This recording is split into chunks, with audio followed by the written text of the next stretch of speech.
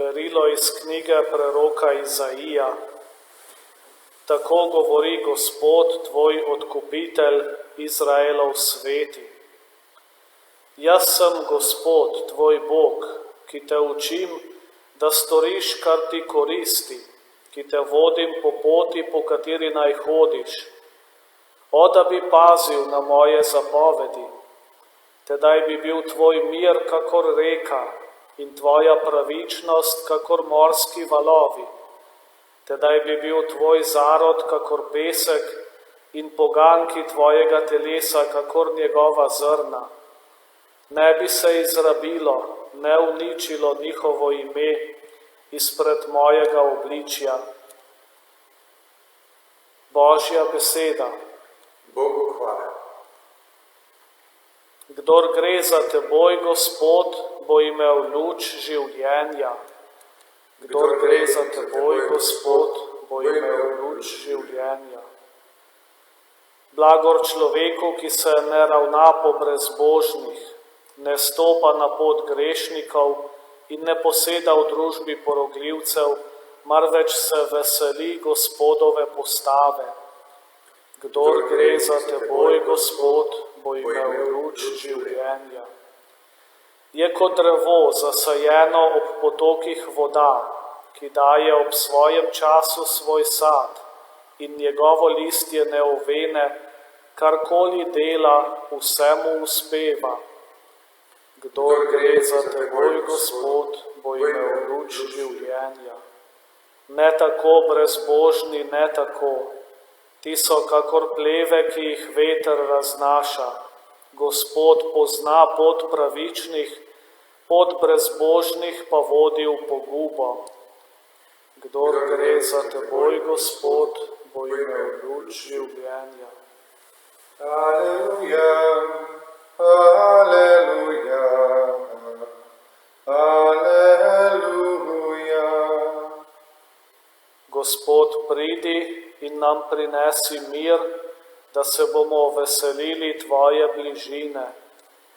Aleluja, aleluja, aleluja. Gospod z vami In s tvojim duhom. iz svetega evangelija po Mateju. Slava tebi, Gospod. Tisti čas je Jezus spregovoril množicam. Komu naj primerjam ta rod? Podoben je otrokom, ki posedajo na trgih in kličejo tovarišem: piskali smo vam, pa niste plesali, peli smo žalostinko, pa niste jokali.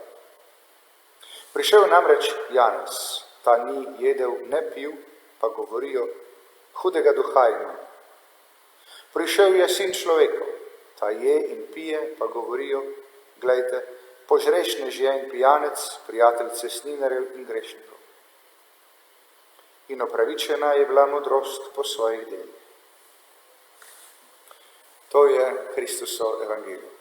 Hvala tebi, Kristus. Ena misel v današnji Božji besedi. Adventni čas je čas vabila k spreobrnenju, zato smo ob nedeljah, prejšnjo nedeljo recimo slišali tudi odlomek o Janezu Krstniku, ki je bil tisti, ki je pripravljal srca Izraelcev za Jezusov prihod, ki je Izraelce vabil k spreobrnenju, k temu, da se odvrnejo od hudega, da se odvrnejo od zla, da se odvrnejo od vsega slabega in na nek način naravnajo svoje srca zopet na dobro, na to, da bodo sledili Bogu, na to, da bodo iskali Boga in njegovo voljo in bodo na ta način lahko prepoznali veselje, ki ga prinaša Jezus s svojo dobro novico. K temu nas na nek način spodbuja tudi današnji evangeljski odlomek, oziroma nas opozarja na to, da tako žalost kot veselje lahko prihajata od dobrega in lahko prihajata od slabega. In da smo vedno znova poklicani k temu, da prepoznavamo kaj želi Bog.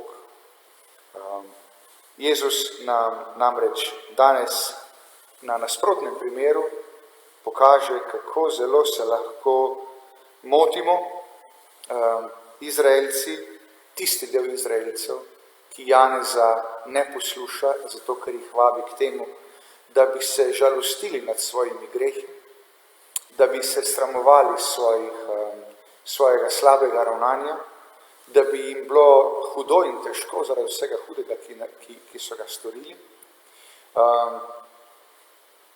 En del Izraelcev, torej Janeza, ne posluša, se ne želi žalostiti, ampak pravi, saj Bog je pravzaprav vse naredil dobro in lepo, Bog nas je ustvaril za veselje, zakaj bi se morali zdaj žalostiti? Res je.